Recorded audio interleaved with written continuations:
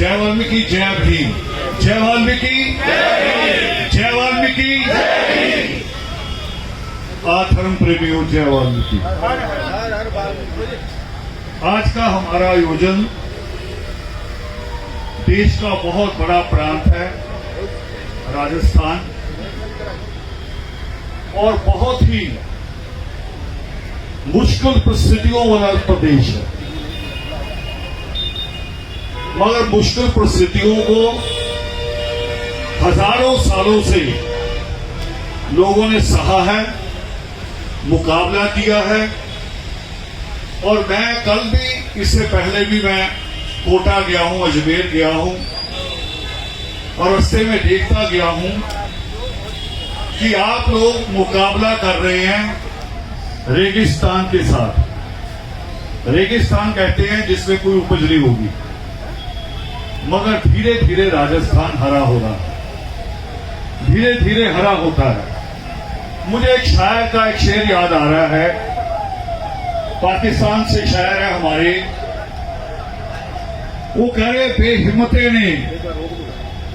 बेहिम्मते ने जो शिकवा कर मुकदरा दा, जो किस्मत की बात कहते हैं। बेहिम्मते ने जो शिकवा कर मुकदरा दा, उगन वाले उग पैंदे ने सीना पाड़ के पत्थरां दा। आप ऐसी एक स्टेट में हैं जहां रेगिस्तान ही नहीं, छुआछात भी है, घोड़ी पे चढ़ना वर्जित है, नया कपड़ा पहना वर्जित था, चप्पल पहन के निकला वर्जित था। और ये किसने रोका? ये 36 करोड़ देवी देवताओं ने नहीं रोका। नोट कर लो मेरी बात। और क्यों कह रहा हूं? इसलिए कह रहा हूं कि कुछ दिन पहले जब आप लोगों के प्रोग्रामों के वीडियो देख रहा था, तो लोग उस सनातन की बात कहते थे। बात अब वर्गीकरण, शब्द सनातन। तो सनातन का जब समय था, तभी वो समय था जब हम नया कपड़ा नहीं पहन सकते थे, जब हम यहां शहीद स्मारक पे हम सभा नहीं कर सकते थे, जब एकलव्य की मां किसी मंदिर में नहीं जा सकती थी, जंगल में जाती थी। वो सनातन था। हर बात को कान खोल के, दिमाग खोल के, आंख खोल के सुनिए। बाबा साहब अम्बेडकर की बात करते हैं हम, वो तो अकेले शख्स थे, हम तो बहुत सारे। आज हमारे पास तो अधिवक्ता संघ भी है। बाबा साहब के पास कौन था? कोई भी नहीं। और कहानी बता दूं आपने, तो वो कहानियां कही उनको कि वो मटके को हाथ नहीं लगा सकते थे, वो ब्लैक बोर्ड को हाथ नहीं लगा सकते थे। मैं उनके जीवन की एक और बात आपको कहना चाह रहा हूं। जिस राज परिवार ने, बड़ौदा रियासत ने उनको स्कॉलरशिप दी, उसी बड़ौदा रियासत ने उनकी पीएचडी छुड़वाई। पढ़िए दोबारा, नोटिस किया उनको, या स्कॉलरशिप वापस करो और नहीं तो आके यहां नौकरी करो। हमें पता है नहीं, हम बड़े बहुत क्या कहते हैं उसको, उनके गीत गाते हैं कि बड़ौदा रियासत ने ये कर दिया, वो कर दिया। और बात, बड़ौदा रियासत ने नौकरी दी बाबा साहब को, नौकरी पड़ी बाबा साहब अम्बेडकर की जितनी एजुकेशन थी, मगर घर नहीं दिया। ये पता है कि उनको घर नहीं दिया। वो घर की बात सुनते ना रोज कि रात को पारसियों ने उनका सामान उठा के बाहर फेंक दिया, मगर घर देना किसने था? किसकी जिम्मेवारी थी? मैं जयपुर आया हूं कल, एक एक बिल्डिंग को देख रहा हूं, और मुझे बताया जा रहा है ये बिल्डिंग की राज परिवार में बनी, ये बिल्डिंग भी राज परिवार में बनी। यानी इतनी बिल्डिंगें होती हैं हर राज परिवार के पास, बड़ौदा में भी है। एक कमरा बाबा साहब के लिए नहीं आया। वो बाबा साहब अम्बेडकर अकेले लड़े, हम तो बहुत सारे ही। मैं जो इतनी गर्जन से बोल रहा हूं, आपकी हिम्मत से बोल रहा हूं कि मेरी कौम मेरे साथ है, मगर बाबा साहब के साथ कौन था?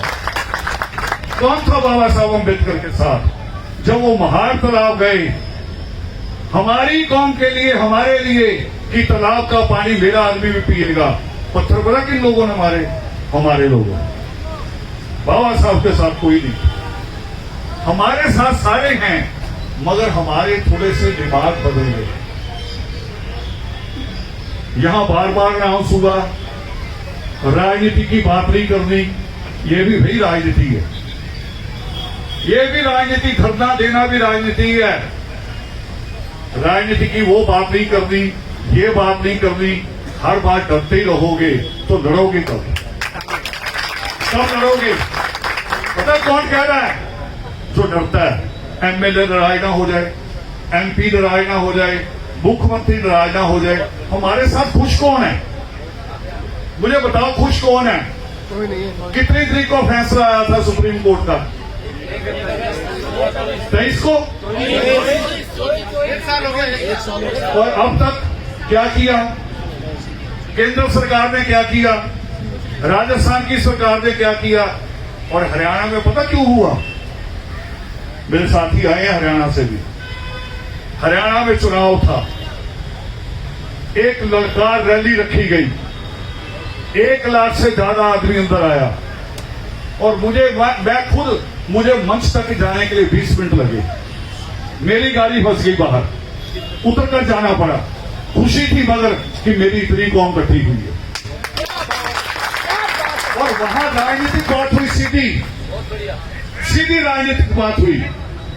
कहा मंच से लोगों ने कि अगर कांग्रेस आ गई तो कांग्रेस की मुख्यमंत्री की दावेदार है शैलजा। कांग्रेस से इतराज नहीं, जो हमारे वर्गीकरण के विरोधी हैं इतराज उनसे। शैलजा मुख्यमंत्री का दावा कर रही है, और अगर नहीं भी बनती, किसी दूसरे को भी समर्थन देगी तो उसके ऊपर भी दबाव रखेगी कि वर्गीकरण न लागू हो। हमने उस 1 लाख की रैली में कहा कि एक पार्टी है जहां से आपने अगर वोट डाल दिया तो वर्गीकरण नहीं आएगा, तो अपने आप तय कर लेना दूसरा उसको हरा कौन सकता। नाम नहीं लिया। अखबार निकालो, हरियाणा के इलेक्शन से पहले के सारे आर्टिकल निकालो, 100% आर्टिकल कह रहे थे कि कांग्रेस की सरकार बनेगी। हमने 1 हफ्ते में रोक लगा दी, नहीं बनेगी।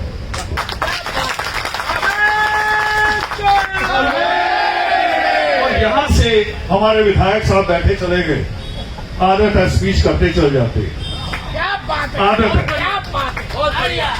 हम अपनों के साथ भी सबके साथ यही करते हैं। उनको भी संदेश दीजिए कि सरकार ये भी नहीं रहने देंगे अगर हमारा वर्गीकरण नहीं आए। उखाड़ देंगे घर से, सदियों तक याद करेंगे। आपके मुख्यमंत्री कौन, आपको पता नहीं चलता कब कौन आ जाता है ना। हाँ, भजनलाल हरियाणा में भी हुआ करते थे, मगर हरियाणा वाले भजनलाल ने अलग आरक्षण दिया था। 1995 में अलग आरक्षण दिया था हरियाणा के भजनलाल ने। आपके भजनलाल को भी ईश्वर सद्बुद्धि दे कि यहां भी वर्गीकरण हो जाए। सद्बुद्धि इसलिए कह रहा हूं, राजनीतिक सद्बुद्धि कह रहा हूं। जिनकी से वो डर रहे हैं उनका वोट उनको नहीं मिलता। जिनसे वो डर रहे हैं, मायावती से, मायावती की उनकी जाति से, उनका वोट उनको नहीं मिलता। उनको हमारा वोट मिलता है, और हमारे बारे में फैसला नहीं। और मैं अपने खास तौर पे जो युवा हैं यहां, आरक्षण की बात से बड़ा डरते हैं कॉलेज में जाके। जानते हैं आरक्षण क्या चीज है? इनको लगता ठीक है। आरक्षण यूरोप में भी है, अमेरिका में भी है, दुकानों में भी आरक्षण है। एक दुकान पे अगर 10 मुलाजिम काम करते हैं, हर 3 महीने बाद रिपोर्ट देनी पड़ती है सोशल जस्टिस डिपार्टमेंट को कि हमारे यहां गोरे कितने हैं, काले कितने हैं, और उनमें औरतें कितनी, ये बताना पड़ता। बताओ ये आरक्षण हुआ कि नहीं हुआ? यहां भी वही है, आरक्षण है, मगर फर्क सिर्फ इतना है कि यहां जाति को ऊंच और नीच कहा जाता है, वहां ये नहीं कहा जाता। वहां ओबामा बन सकता है राष्ट्रपति, यहां नहीं बन सकता। यहां राष्ट्रपति बन भी जाए तो उसकी चलने नहीं देते, राष्ट्रपति को मंदिर में नहीं घुसने देते, उसकी सुरक्षा गार्ड खड़े आए जाते हैं, और फिर कहते बराबरी की बात है। कहां बराबरी है? बराबरी आएगी जिस दिन आप पढ़ लिख कर डीएम बनोगे, जिस दिन आपके बच्चे एसएसपी बनेंगे, उस दिन बराबरी आएगी जब डंडा आपके हाथ में आएगा। क्या कहावत है? जिसकी लाठी उसकी भैंस। तो लठ चलाने में आप कमजोर नहीं है। आपके जैसा लठ कोई चला ही नहीं सकता, आपके जैसा नहीं कोई चला सकता। मैंने तो सुना अपने बुजुर्गों से, कहानियां सुनी है राजस्थान की भी, जो पाकिस्तान में हमारा हिस्सा चला गया उसकी भी। हमारे बुजुर्ग, जिससे लोग डरते ना, भैंसे से, बैल से, उसके सींग पकड़ के और टक्कर मार के मारते थे, शर्त लगा के। हम उनकी संतान हैं, बाबा जीवन सिंह की संतान है, जो अकेले शीश लेके आए थे।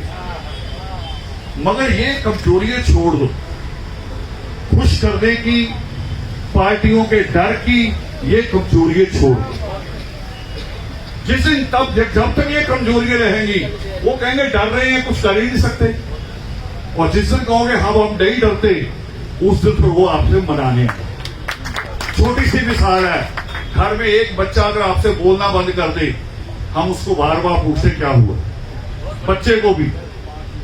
और हम क्या करते हैं, हमारी राजनीति भी, हमारी भी ले लो, अब दूसरी छोड़ दो। हमारा नुकसान कहां से हो रहा है? जब इलेक्शन आने वाले होते हैं, हम अपना एजेंडा नहीं बनाते। ये राजस्थान की बात ही कह रहा हूं, पूरे देश, पंजाब भी यही, हरियाणा भी यही, उत्तर प्रदेश भी यही। पता क्या करते हैं, एक आध आदमी कोई नया सूट सलवा के आता है भाई, वो कह रहा भी अब की बार मेरे पीछे लगो। हम एक आध आदमी के पीछे लग जाते, सारा प्रदेश कि इसको पहले कहते टिकट दो टिकट दो टिकट दो, जब टिकट नहीं मिलती फिर करे चलो कोई चेयरमैन ही बना दो। आपका एजेंडा इतना कमजोर होता है। बाबा साहब अम्बेडकर की बात बताने जा रहा हूं। जब बाबा साहब अम्बेडकर पहला इलेक्शन हारे और जो आदमी जीता वो बाबा साहब को मिलने आया, बाबा साहब अम्बेडकर ने बड़े आदर के साथ बिठाया, चाय मंगाई। नानक चंद्र रत्तू ने लिखा अपनी किताब में, पढ़ लेना। बाबा साहब अम्बेडकर ने पूछा तुम जीत गए हो, बड़ी खुशी की बात है, मगर बताओ करोगे क्या? पता उसका क्या जवाब था? कह रहा जो पार्टी कहेगी। बंधुआ मजदूर, बाबा साहब अम्बेडकर ने कहा कि तुम जीत कर भी बंधुआ मजदूर हो, मैं हार कर भी आजाद हूं, मैं हार कर भी आजाद हूं। और इतने आजाद थे, आपको शायद ये इतिहास पता नहीं। अब आपको वही बात कहने लगा हूं, ये पीछे पीछे मत घूमा करो टिकट के लिए। बाबा साहब अम्बेडकर के पास नाक रगड़कर, उस वक्त सबसे बड़ी पार्टी कांग्रेस थी, नाक रगड़कर कांग्रेस बाबा साहब अम्बेडकर के पास गई, खुद एक अपने आदमी का रिजाइन कराया, सीट खाली कराई और बाबा साहब अम्बेडकर को लड़ाया। क्यों? कि देश की किस्मत कौन लिखेगा, देश का संविधान कौन लिखेगा। इसलिए राजस्थान में हम कितनी तरह के, राजस्थान ही कई तरह का होगा।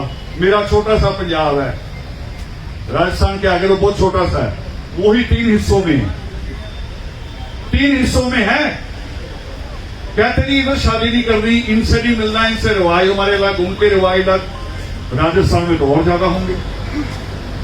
ऐसे फटा हुआ देश, भाषाओं में, धर्म में, जाति में, और वो बाबा साहब अम्बेडकर को पकड़ा लिया। लो आप बताओ कैसे एक रखना है, आप बताओ कैसे एक रखना है। बहुत सारे आपको व्हाट्सएप पे मिलेंगे कि बाबा साहब अम्बेडकर तो कुछ नहीं किया, वो तो एक मेंबर थे ड्राफ्टिंग कमेटी के। मगर उससे आगे की डिटेल लो कि 7 लोग थे, 6 के 6 भाग गए थे, अकेले बाबा साहब बचे थे जिन्होंने काम किया, अकेले बाबा साहब अम्बेडकर। और कैसे किया, और बात कहना चाह रहा हूं। आपको देवी देवता बड़े याद है, किस देवी की कितनी भुजाएं गिन रखी है आपने, किसकी पूंछ कितनी लंबी होनी चाहिए ये भी नाप रखी है आपने। मगर आपको पता आज यहां बैठने का अधिकार कैसे मिला? बाबा साहब अम्बेडकर के 4 बच्चे कुर्बान हुए थे, 4 बच्चे कुर्बान हुए। आप में से कोई है जो उनके नाम जानता हो? आपको मज़ारों के नाम याद होंगे, देवियों के नाम याद कर रखे हैं, गीत याद कर रखे। जो बच्चे हमारे लिए कुर्बान हुए उनके नाम याद नहीं है। इससे ज्यादा दुखदायी बात हो सकती है? 4 बच्चे कुर्बान किए, और जिस दिन बाबा साहब अम्बेडकर, जिसको हम कहते हैं आरक्षण, जिसमें से हम वर्गीकरण मांग रहे हैं, जिस दिन बाबा साहब अम्बेडकर जा रहे थे लंदन, डॉक्टर ने उनके बच्चे को जवाब दे दिया। डॉक्टर ने कहा मैं इसका इलाज नहीं कर सकता, बड़े हॉस्पिटल ले जाओ। तब भी उनकी पत्नी ने क्या कहा, ये मेरी बेटी बैठी है, आप भी सारे अभी ये पता चल जाना कि आपका बच्चा सड़क पे गिर पड़ा, बस यहां खड़ो चाहिए, उठ के भाग जाओगे, छोड़ दोगे अभी वर्गीकरण, चाहे जहां मर्जी। मगर मां रमाबाई ने क्या कहा? मां रमाबाई ने कहा कि आप लंदन जाइए, इस बच्चे को हॉस्पिटल ले जाना है, मैं इसकी मासी को ले जाऊंगी, बुआ को ले जाऊंगी, चाची को ले जाऊंगी, किसी पड़ोसन को ले जाऊंगी, और पिता होना बड़ी बात नहीं। सबसे बड़ी बात आप नोट करो, जो मां रमाबाई बोल रही है, ये बोल याद रखना, आपके कानों में गूंजने चाहिए दिन रात। वो कहे पिता होना बड़ी बात नहीं है, हर किसी की शादी होती 1-2 साल बाद पिता, मगर जिसको 7 करोड़ लोग बाबा कहें, ये बनना बड़ा मुश्किल। आप उनके लिए जाओ, आप उनके लिए जाओ। और बाबा साहब अम्बेडकर पहुंचे, उनके तर्कों को तो कोई दुनिया की ताकत भी काट जाए। एक मिसाल दे रहा हूं, आप सारे अधिवक्ता बैठे तर्क देते आप भी। जब अलीगढ़ यूनिवर्सिटी और बनारस की यूनिवर्सिटी 3-3 लाख रुपया दिया अंग्रेज सरकार ने उनको, यूनिवर्सिटी को आती है ग्रांटें ऐसी, तब बाबा साहब अम्बेडकर भी चले गए। वो कह रहे 3 लाख हमें भी दो। वो कह रहे बाबा साहब को कहने लगे अम्बेडकर आप कैसा मजाक कर रहे हैं, यूनिवर्सिटी को दिया, आप तो कोई यूनिवर्सिटी है? अब बाबा साहब अम्बेडकर थे वो कह रहे यूनिवर्सिटी की एक गेट को दिया है, उसकी बिल्डिंग को दिया है, किसको दिया है और किस लिए दिया? कह रहे शिक्षा का म्यार ऊपर हो जाए, शिक्षा को अच्छा, बच्चे और अच्छी शिक्षा ले सके, इसलिए दिया। वो कह रहे बस इसमें यूनिवर्सिटी की जरूरत नहीं है, बच्चे अच्छा पढ़ जाएं, मुझे भी दो, मैं अपने पढ़े लिखे इकट्ठे करूंगा, जो 8 पढ़े हैं 10 पढ़े हैं उनको विदेश भेजूंगा पढ़ने के लिए। और ले लिया, उनका तर्क कोई नहीं काट सकता। मगर हुआ क्या? हुआ वही, उन 50 में से एक भी बाबा साहब के साथ ही खड़ा हुआ। पहले ही बिक गए पहले ही। किसी को उनकी लड़कियों ने फंसा लिया, ब्राह्मण की बनिए की लड़की ने फंसा लिया। जो वापस पढ़ के आए उनको सरकारों ने फंसा लिया कि आपको अच्छा पद देंगे, पब्लिक डीलिंग देंगे, आप अम्बेडकर को छोड़ दो।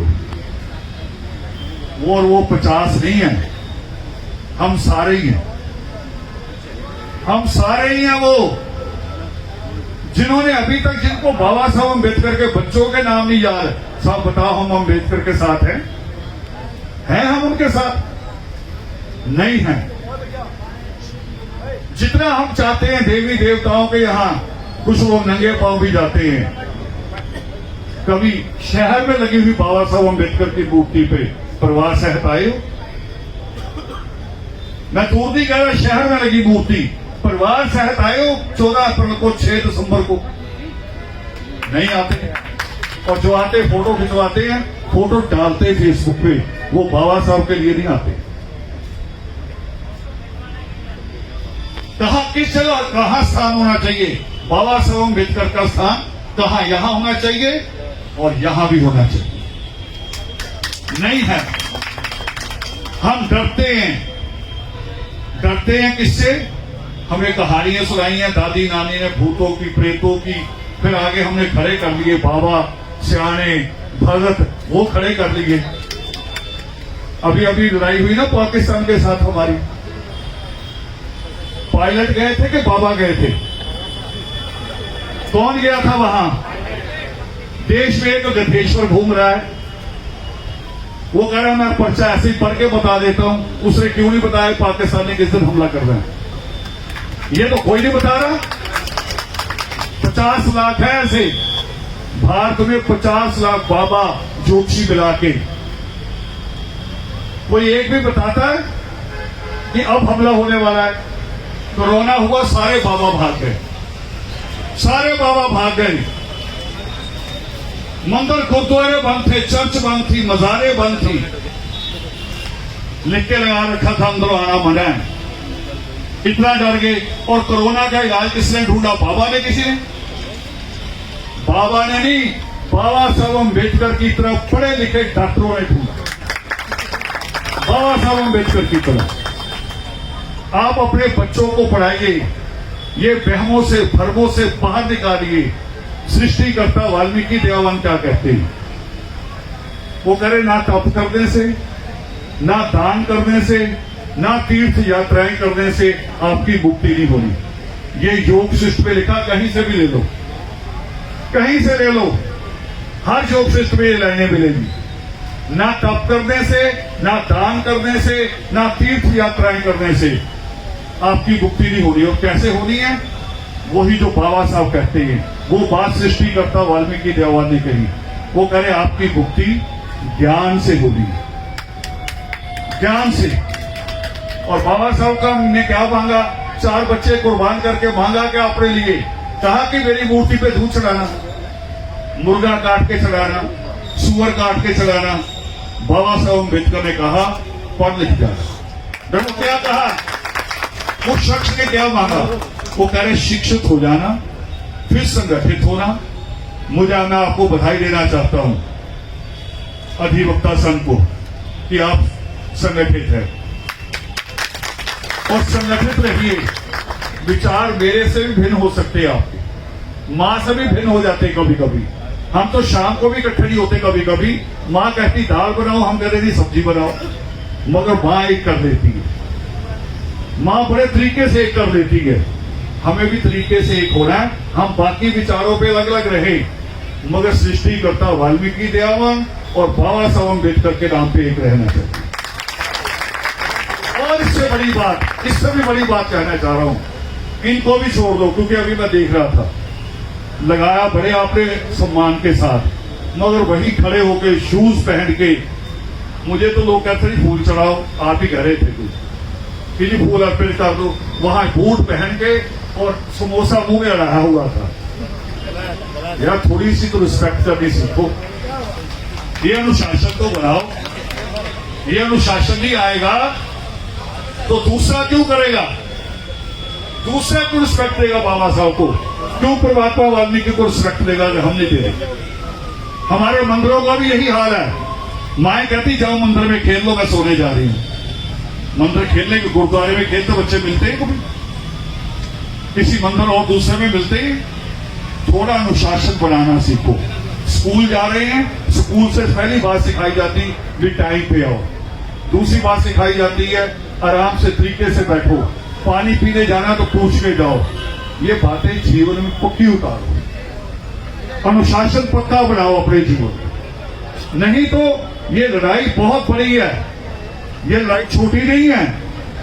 बड़ी क्यों है? एक तो वो है जिनके मनों में अभी भी मनोहगरा है, एक तो वो है, और दूसरे वो हैं जो यहां आके कभी कांशीराम के नाम पे गुमराह करते हमें। कांशीराम जब जिंदा थे उसके बाद मायावती ने 4 बार सरकार बनाई। एक बार बता दे यूपी में 403 सीटें होती हैं, एक बार बता दे कि एक वाल्मीकि को टिकट दिया। एक बार बता दो। आप नाम जपे जा रहे हैं, आपके पास अपने कैरेक्टर है, अपने लोग हैं और बुद्धिजीवी लोग भी हैं, आप उनकी बात करो। हमारे संत भी बहुत बड़े बड़े हुए। मैं केवल परमात्मा की बात नहीं कर रहा, ये भूमि तो मैं कर रहा हूं नवल जी की भूमि।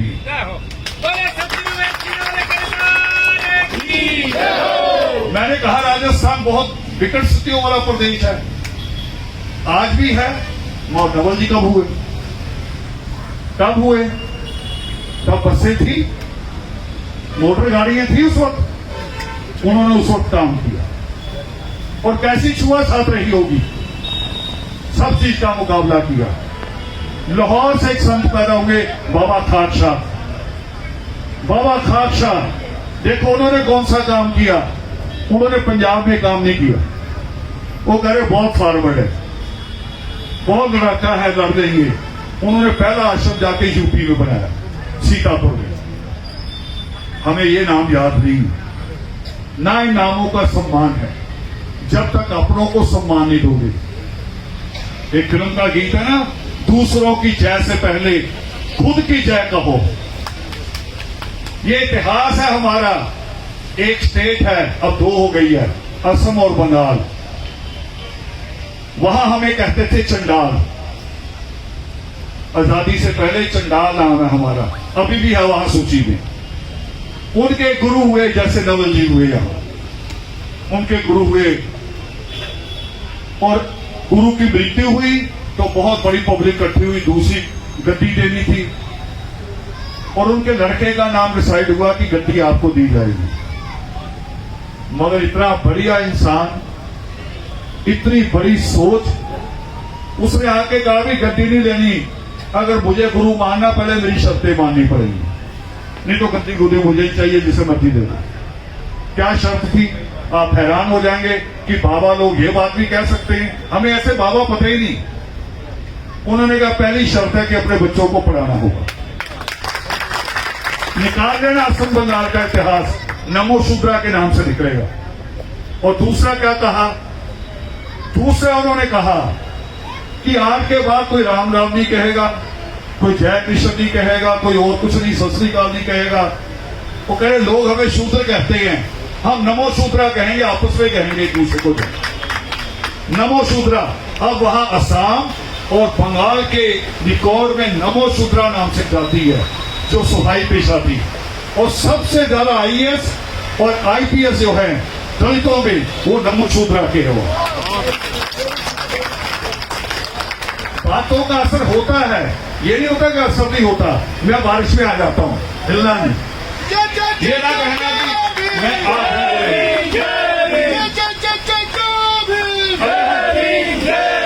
बारिश बर्दाश्त नहीं कर सकते। पंजाब का मोर्चा याद अभी ताजा ताजा किसानों का, कितने दिन लगाया था उन्होंने? 1 बरस से ज्यादा। अगर लड़ाई लड़नी है तो ये हिम्मत पैदा कर। ये जल्दी जल्दी भाग लेते उठ के, यार मिट्टी के थोड़ी बने हो। मैं राज कपूर को तो जानते हो, फिल्म वाले को, राज कपूर की मिसाल दे रहा था, क्योंकि फिल्म की मिसाल जल्दी समझ आती है। राज कपूर बता रहे कि मैं एक दिन बात हो रही थी, हमने स्कूल जाना था तीनों भाइयों ने, और हमारी माँ ने हमारे पिता से पृथ्वीराज कपूर से कहा कि अपनी गाड़ी में छोड़ते हुए चले जाना, आपका स्टूडियो भी उधर ही है, इनका स्कूल भी उधर है। पता क्या जवाब था पृथ्वीराज कपूर का? कह रहा मिट्टी के थोड़ी बने, मिट्टी के नहीं बने जो बारिश में पिघल जाएंगे। और आज अगर बारिश का मुकाबला नहीं करेंगे, कल को दुनिया में बहुत सब कुछ होना है, और मैं सारी उम्र ही रहूंगा। ये मुकाबला करना सीखो।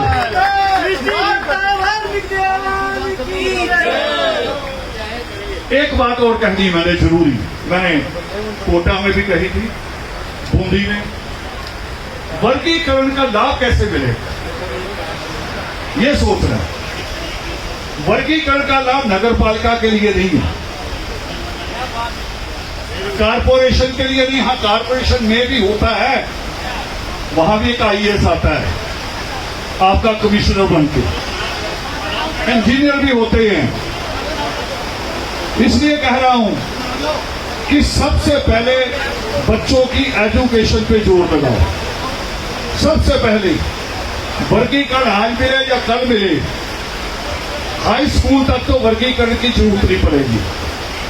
हाई स्कूल के बाद वर्गीकरण की जरूरत पड़नी है। और अगर हमारा बच्चा हाई स्कूल से आगे नहीं जा रहा तो वर्गीकरण करेंगे क्या? लोग हमें कहेंगे नालायक है,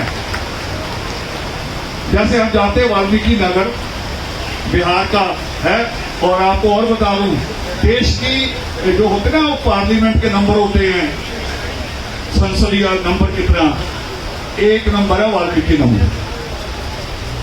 पार्लियामेंट की सीट है वो 1 नंबर बिहार वाल्मीकि नगर से शुरू होती है। मैं वहां जाता हूं तो शुरू में समय नहीं थी, बड़ा जंगल है, रिजर्व एरिया है, तो जिसकी भी फोटो बनी होती थी मैं कह रहा हूं यहाँ शेर बहुत है, वो कह रही शेर नहीं है, ये टाइगर है, वो लॉयन होता है, बाघ और होता है, तेंदुआ और होता है। अगर वर्गीकरण की लड़ाई के बाद भी हमारे बच्चे ना पढ़े तो बड़ा हमारे लोग क्या कहेंगे, वो कहेंगे शेर नहीं है, शेर जैसे हैं, कहीं बंदे नहीं है, बंदे जैसे हैं, लोग हमें ये कहेंगे। तो इसलिए पहला जोर लगाओ कि मकान अच्छा बने ना बने, ये बच्चों की बाइक की बड़ी बीमारी है। ये बेटी जो बैठी है, माएं खुद ही बहाना बना देती हैं, कह रही मैंने भी सब्जी लेने जानी होती है, चलो लड़के को बाइक ही ले लो। तो बाइक से पता क्या होता है, मैंने 4M कहा था, बेटा थोड़ा ऐसे हो जाओ, पीछे वाले सुन रहे, पीछे वाले बीच में हो जाओ। मैंने 4M कहा था उनको, 4M मोटरसाइकिल और उस एक मसल है ना, मसल भी बनाते हैं बड़े बड़े, और यहां नहीं होंगे, देखो इस लाइन में नहीं होंगे मसल वाले, नहीं है ना। और इसका कारण आप है माए। एकलव्य का कारण भी उसकी माए थी, मां महान बना दे और मां चाहे आवारा बना। आज पूरे भारत में ये हो रहा माओं का मसल वाला। फिर आगे अगला एम है मुस्टंडा। वो एक भाई जब आती है तो 4 बच्चों को और बिगाड़ती, मोहल्ले बस्ती के 4 बच्चों को बिगाड़ती है। वो कह रहा मैं इतना बड़ा बैग उठा के आता हूं, ये सारा बड़े आराम से घूमता है, वो भी बैग फेंकता, उसकी बाइक के पीछे बैठ जाता है। और माए बड़ी खुश होती है। थोड़े दिनों बाद कह रही मेरा लड़का बड़ा हुई, इसके तो 4 यार हो गए, अब तो थोड़े दिनों में गैंग बन जाएगा। फिर ये नहीं पता कि थोड़े दिनों में थाने के बाहर खड़े होना पड़ेगा कि जी छोड़ दो, जी छोड़ दो। ऐसी लड़ाइयां भी कौम लड़ रही है, हमें ये लड़ाइयां नहीं लड़नी चाहिए। देखो गैंग है पूरे देश में, गैंग में जाट का भी होता है, गुज्जर का भी होता है, सिख का भी होता है, ब्राह्मण का भी होता है। वो यूपी वाला दुबे था ना, दुबे ब्राह्मण होता है ना, मगर ब्राह्मण सभा ने आके प्रदर्शन किया, दुबे को क्यों मार दिया? वो कह रहे भी गैंगस्टर था। कोई जाट मारा जाए गैंगस्टर तो जाट सभा आके खड़ी होती है भी क्यों मारा? नहीं, उस वक्त नहीं आएंगे वो। गुज्जर उस वक्त आएंगे जब वो कहेंगे हमें आरक्षण चाहिए, तो रेले रोक के बैठ जाएंगे। हम मुस्टंडों के पीछे लड़ने जाते हैं, मुस्टंडों के पीछे, और जो यहां बुलाए उसके पीछे आते नहीं। ये थोड़ी सी आदत डालो, ठीक को ठीक और गलत को गलत कहना सीखो। जिस दिन ये कहना सीख जाओगे उस दिन सारी समस्या हल हो जाएगी। मुझे एक रात को फोन आया पंतनगर यूनिवर्सिटी से, हमारी एक बेटी है, बहुत डिग्री है उसके पास। वो कह रही थी एक लड़की आई है हमारी यूनिवर्सिटी में, पीएचडी करते हैं, एग्रीकल्चर यूनिवर्सिटी है वो, पीएचडी करने आई है, और वो कह रही मैं रावण की बेटी हूं। मैं कहा जो पीएचडी करने आई है जाहिर है मेरी बेटी भी होगी, नलायक होती तो नहीं होगी, मैं मानता ही नहीं। वो कह रही ये कौन सा जवाब? मैं कहा रिश्ता यही बना। सृष्टिकर्ता वाल्मीकि देवान के हाथ में क्या है? कलम। हमारा रिश्ता ही कलम से होना चाहिए, दूसरा रिश्ता नहीं। शुरू में मैंने अनुशासन की बात की, जल्दी मान गए है ना, और मान जाओ जल्दी तो हम बहुत कुछ सीखेंगे। जीवन में बड़े विद्वान कहते हैं कि जब आप सीखना बंद कर देते हैं असल में मृत्यु आपकी तब हो जाती है जिस दिन सीखना बंद कर दो। मैं आज भी किताबें खरीदता हूं, आज भी किताबें खरीदता हूं। इन्होंने मुझे खड़े कर दिया, दिल्ली फंक्शन था ऊपर हॉल में, कह रहे जी अभी थोड़ी देर नीचे खड़े हो जाओ। वहां बुक शॉप थी, 5,000 रुपया मेरा लगवा दिया, कह रहे थोड़ी देर यहां खड़े हो जाओ। किस लिए खरीदता हूं? ताकि अधिकार से यहां बात कर सकूं। वो जो बाबा साहब अम्बेडकर कहते हैं ना कि शिक्षा शेरनी का दूध है, जो पीता है सहारता है। ये मैं नहीं बोल रहा, शिक्षा बोलती है, जो ज्ञान प्राप्त किया। तो आप लोगों का मेहनत बहुत बड़ी, बारिश 2-3 बार आ गई, आप हिले जुले जरूर हो मगर गिनती कम नहीं हुई, ये जरूर कहूंगा। हिले जुले हो मगर गिनती कम नहीं हुई। तो ये राजस्थान की जो मैंने कहा था ना, बड़ा सख्त जीवन जीना पड़ता है, वो सख्त जीवन का परिचय तो आपने दे दिया।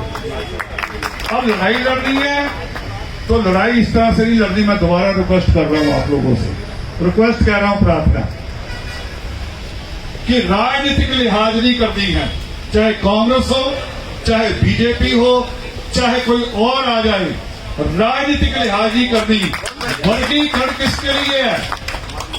मेरे बच्चों के लिए। बस हमने यही सोचना। और बच्चों के लिए मां लड़ जाती है सांप से भी, शेर से भी लड़ जाती है कि नहीं?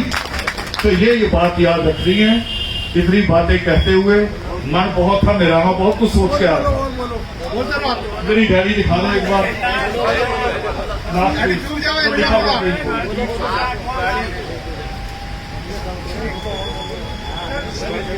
हाँ, एक बात और, हमारे बीच में लोग आते हैं बहुत गुमराह करते हैं। बाबा साहब की जो मूर्ति है पूरी दुनिया में, उनमें ज्यादा मूर्ति है बाबा साहब की असेंबली की भी, देखिए आप सबने। और हमारे बच्चों को बड़ा गुमराह करते हैं आप। आज ये बताओ, दलितों में, दलितों की बात कर रहा हूं, दलितों में जितनी भी जातियां हैं उनमें ज्यादा आईएएस, आईपीएस, डॉक्टर, वकील, इंजीनियर हमारे हैं या अगड़ों के हैं? है ना, अगड़े दलितों के हैं, है ना उनके। और वो आके क्या कहते हैं हमारे मंच पे, कह रहे बाबा साहब अम्बेडकर की उंगली कह रही पार्लियामेंट की तरफ। अरे पार्लियामेंट की तो गिनी हुई सीटें हैं, राज्यसभा की, लोकसभा की टोटल मिला लो 800 भी नहीं बनती, थोड़ी कम बनेंगी 800 से। पूरे देश में जो विधायक होते हैं एमएलए, लगभग 4000, 4,500 सारी विधानसभा मिला लो। और 4000, अगर 4000 का आंकड़ा ले लूं तो जयपुर में 150 बस्ती है, बताइए मुझे, 150 बस्ती है हमारी। तो 4000 से ज्यादा तो नौजवान होगा कि नहीं होगा उसमें? सारे पार्लियामेंट में घुस जाएंगे, घुस जाएंगे, विधानसभा में घुस सकते ही। भाई बाबा साहब अम्बेडकर ने ऐसे किताब पकड़ी हुई है, पकड़ी हुई कि नहीं? उसकी तरफ देखते नहीं। सबसे बड़ी निजी लाइब्रेरी किसके पास थी? वो बात करते नहीं, कह रहे उधर घुस जाओ, उधर लगा के घुस जाते हैं, हम बाहर खड़े रह जाते हैं। ये बदलो। बाबा साहब अम्बेडकर की उंगली जो है वो स्कूलों की तरफ है। उनका नारा क्या था कि शिक्षित हो जाओ, शिक्षित हो जाओ। और हमें कहते हैं कि बाबा साहब को अम्बेडकर की उंगली पार्लियामेंट की तरफ। वे पार्लियामेंट क्या कर देगा? मिसाल दे रहा हूं, पार्लियामेंट से बड़ी नोटा बना, आरटीआई बनी, ये पार्लियामेंट से बनी कि बाहर से बनी? ये बाहर से बनी। जो आपके जैसे एक्टिविस्ट थे, उन्होंने मनमोहन सिंह की सरकार को मजबूर कर दिया कि ये नियम बनाओ, और नियम बन गए, बिना पार्लियामेंट में गए। पब्लिक के पास बहुत बड़ी ताकत होती है, बहुत बड़ी ताकत होती है। सारी चीजें पार्लियामेंट से नहीं बनती, पार्लियामेंट को दिशा हम देते हैं। डॉक्टर लोहिया ने कहा था कि जिस दिन सड़कें सुन हो जाएंगी, पार्लियामेंट आवारा हो जाएगा। सड़कें सुन मत होने दो, सड़कों पर चहलकदमी करो, चाहे सड़कों पर जय भीम कहो। जो आपकी विधानसभा और आपकी पार्लियामेंट दुरुस्त हो जाए। बाबा साहब अम्बेडकर के नाम से इतना डरती है ना, हर पार्टी इतना डरती है। वो जो केजरीवाल रोज स्पीच किया करता था, जब राजनीति में नहीं आया था, उसकी स्पीचें निकाल लो, रोज स्पीच दिया करता था आरक्षण फालतू चीज है, रोज। और एक बार तो बाद में भी कर दी, टोपी लगी हुई, वो वीडियो मेरे पास आ गया था। हमारा थोड़ा संबंध था वहां, मगर मेरा संबंध तो आपके साथ है ज्यादा। मेरा संबंध तो उस मां के साथ है जिसको मैंने गंदगी उठाते देखा है। मेरा संबंध उसके साथ है। मैंने उसकी स्पीच सुनी, क्या कह रहा, आरक्षण का लाभ एक परिवार को एक बार मिलना चाहिए, और टोपी लगी हुई थी। मैंने एक बार अपने, मेरे दोस्त थे योगेंद्र यादव, मैंने एक बार वीडियो उनको भेजा। मैंने कहा ये देख लो और जवाब मैंने देना, रोकना मत। मैंने लिखा फेसबुक पे, मेरा आर्टिकल मिल जाएगा आपको ही। मैंने लिखा, मैंने कहा केजरीवाल जी हम सारे आपका सुझाव मानने को तैयार है। अभी मैंने कहा मैं बड़ी बातें नहीं करने जा रहा कि एक आदमी के पास कितने पेट्रोल पंप है, एक आदमी के पास कितनी मिलों के लाइसेंस है, ये नहीं कहने जा रहा। मैं कहा अभी मैं आपके साथ सीधी बात करने जा रहा हूं। आप आरएएस थे, आरएएस बड़ी डिग्री है ना, कंपटीशन से आती है। आईएएस का राइट होता नीचे, आरएएस मगर बड़ी पावर होती है। तो मैं कहा जब आप आरएएस बन गए तो पत्नी आरएएस क्यों ले आए, ये किसी और को देते। एक घर में एक लाभ आना चाहिए। बड़ा हंगामा हुआ। ये बैठे मेरे साथी, मेरा आर्टिकल की कापियां निकाल के उनके दफ्तर में घूम रही, जो मेरे उसके दोस्त थे उनको दे रहे। देखो जी रावण जी ने क्या लिख दिया। वो कह रहे आपने कहा था, उन्होंने जवाब दे दिया। लागू तो सब पे होगा ना, संविधान तो सबके लिए बराबर होगा, कानून सबके लिए बराबर। मैंने कहा आप सारा कुछ ले लो, और क्या किया बाद में, 3 कोठियों को तोड़ के 1 कोठी बना रहे हैं। बाकियों को कह रहे ऐसे ही रह लो। तो इसलिए पार्टियां किसी की सगी नहीं है। मोदी की मां ने गंदगी नहीं उठाई, राहुल की मां ने गंदगी नहीं उठाई, केजरीवाल की मां ने गंदगी नहीं उठाई, हमारी मां ने गंदगी उठाई। ये दुख हमें हो सकता है और हमें उनकी परवाह किए बिना लड़ना है। मेरे तो प्रोग्राम में सत्संग हो रहा था, जैसे आपके यहां एमएलए आया तो हम ऐसे नहीं घुसने देते। हमारे यहां एक मंत्री आ गया बीजेपी का, नाम बोल देता हूं, बलदेव राज चावला, और आ गए, आके ऐसे बैठ गए बीच में। हमारे साथी नहीं कहते कि आओ ऊपर आओ, सत्संग है तो वहीं बैठो, उसका अदब है। हमारे यहां भी बैठना सीखो। बाद में वो कह रहा है कि 2 मिनट बात कर दी, मैं करो। और ये बात पता कब की है, 90 की। अब पैसे का हिसाब लगा लेना, आप पैसे का हिसाब लगा लेना। उसने कहा जी आपकी मूवमेंट बड़ी अच्छी है, आपका संगठन बड़ा अच्छा है, नशों के खिलाफ काम कर रहे हैं, अनपढ़ता के खिलाफ काम कर रहे हैं, मैं 30,000 रुपया आपको देता हूं। 90 का 30,000 आज का लगा लेना चोट। मैंने उसी वक्त कहा, मैंने कहा हम वाल्मीकि तीर्थ के लिए लड़ रहे हैं, और आपकी एक और मंत्री वो भी चावला ही है, लक्ष्मीकांता चावला, और मैं कहा वो वाल्मीकि तीर्थ के मामले में हमारा विरोध कर रही है। आप 30,000 दे रहे मुझे,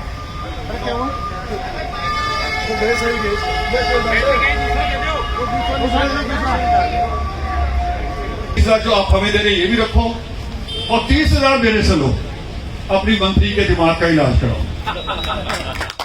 हमने कभी परवाह नहीं की। और अब मैं और बात बताने जा रहा हूं जो शायद वक्ताओं ने बताई, मैं छोड़ दी थी, मगर मुझे पीछे से मैसेज आया कि ये जो वर्गीकरण है ये कहां से आया। पंजाब में शुरू हुआ, वो आपको पता है, 1975 में डॉक्टर ज्ञानी जैल सिंह ने किया, जो राष्ट्रपति भी बने बाद में, उस वक्त मुख्यमंत्री थे। जब वो आया बना तब भी विरोध हुआ। 1 साल फाइल भी गुम करके रखी गई। 1 साल मुख्यमंत्री की फाइल को गुम करने की हिम्मत, जिनको आप कह रहे हमारे बड़े भाई नहीं, बड़े दुश्मन है, उन्होंने की। उसके बाद फिर बार बार कोर्ट जाते रहे, और 2006 में हमारे खिलाफ फैसला आ गया कोर्ट से, पंजाब हरियाणा हाई कोर्ट से। 1 हफ्ता पहले हरियाणा का उन्होंने रद्द किया आरक्षण, और 1 हफ्ते बाद पंजाब का रद्द कर दिया। हमने उसी वक्त मीटिंग बुलाई पूरे पंजाब की, और तब मोबाइल भी नहीं इतने काम करते थे। एक शहर घूम के मीटिंग बुलाई, कमेटी चुनी, फैसला लिया कि मीडिया अपने आप बात पहुंचाएगा, सरकार से मिलने नहीं जाएंगे, एक्शन करेंगे सब। और एक्शन क्या किया कि पंजाब बंद करेंगे, नगरपालिका बंद नहीं, पूरा पंजाब बंद, एक दुकान नहीं खुलने देंगे, कोई मोटरसाइकिल नहीं चलने देंगे। और कर दिया हमने, कर दिया। और पत्रकार उस दिन मुख्यमंत्री आए अमृतसर, कैप्टन अमरिंदर सिंह थे, पत्रकार पैदल गए एयरपोर्ट तक, उनकी गाड़ी भी नहीं चलने दी।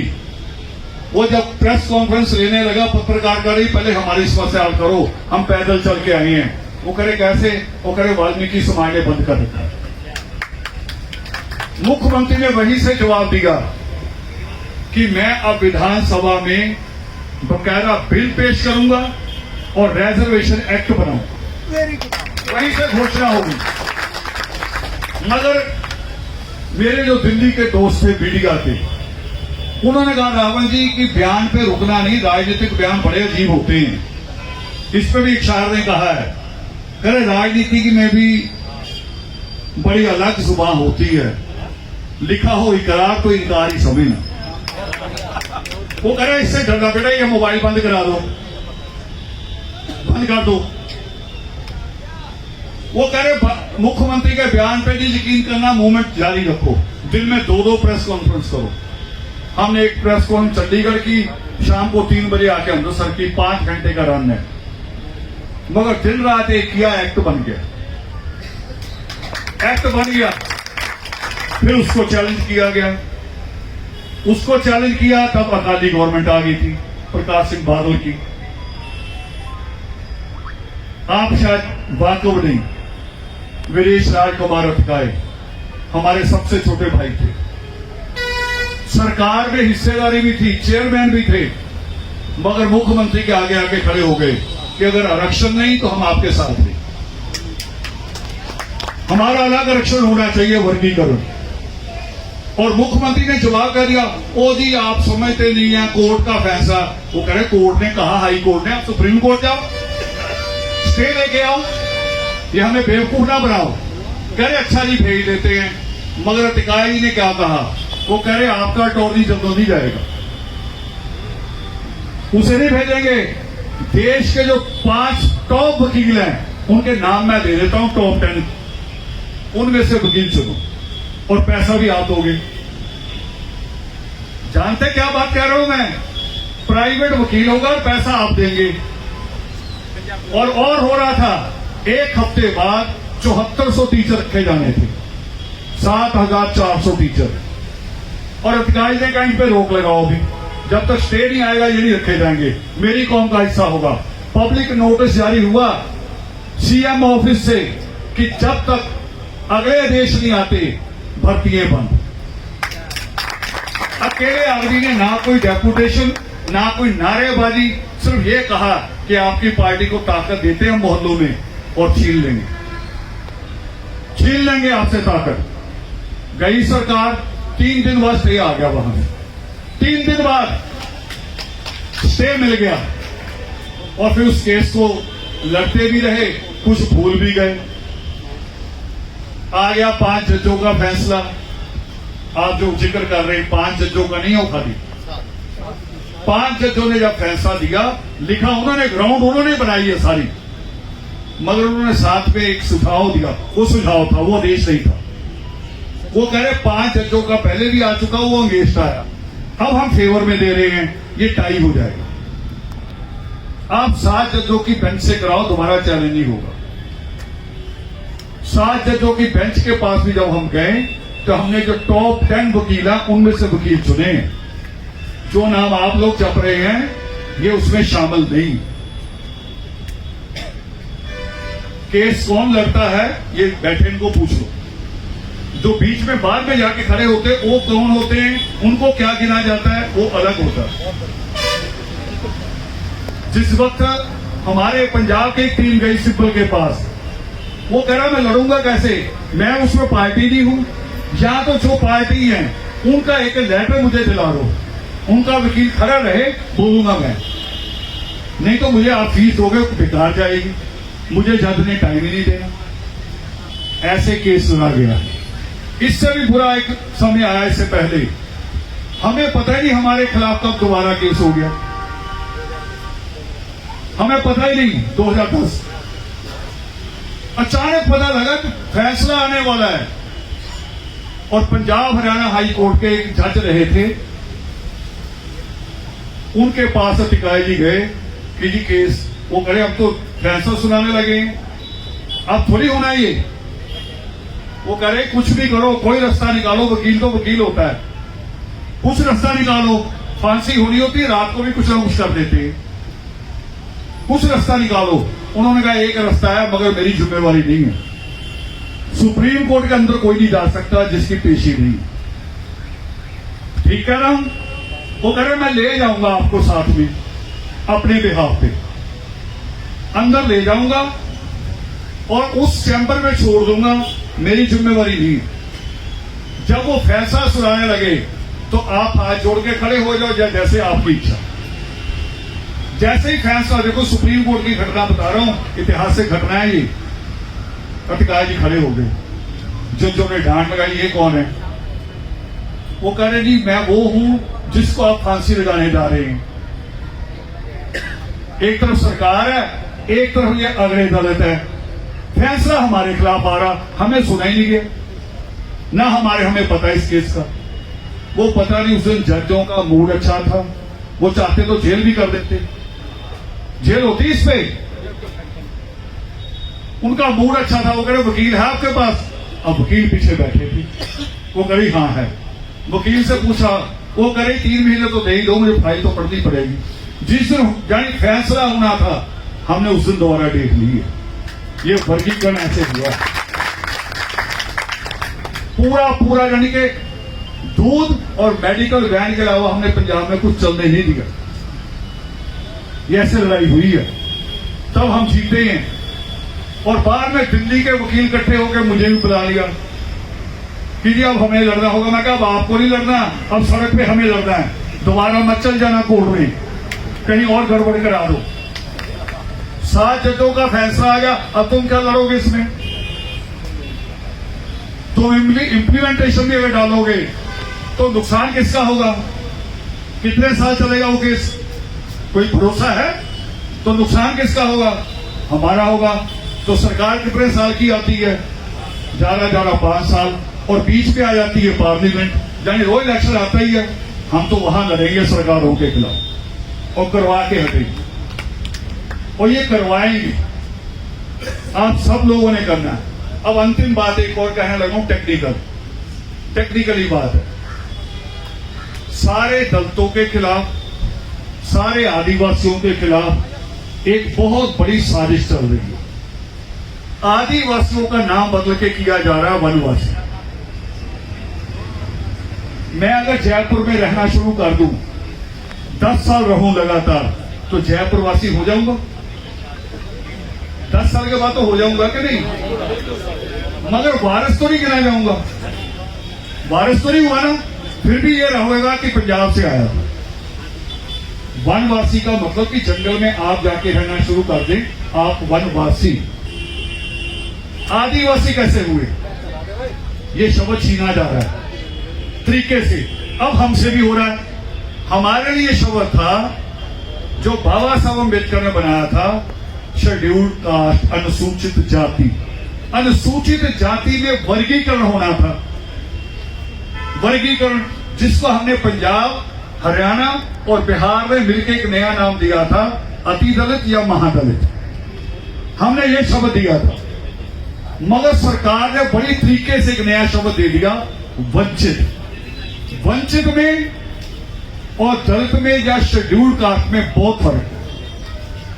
वंचित तो हर कोई हो सकता है, ब्राह्मण भी वंचित हो सकता है कि मुझे कुछ नहीं मिला।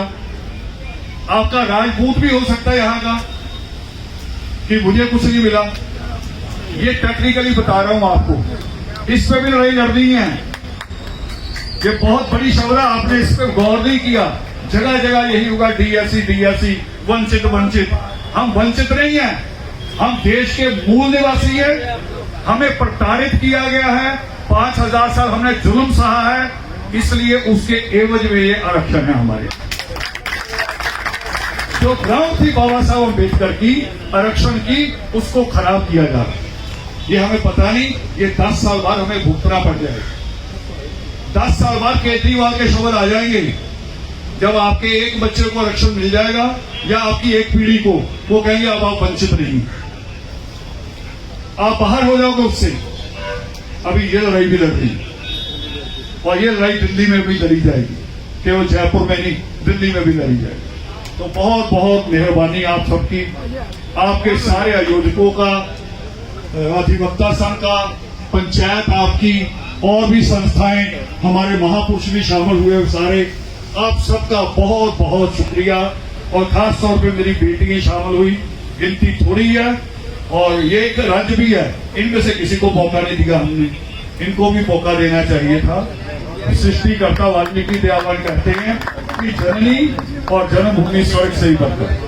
जी, जय वाल्मीकि, जय वाल्मीकि, जय भीम कहेंगे उसको। जय वाल्मीकि, जय वाल्मीकि। भैया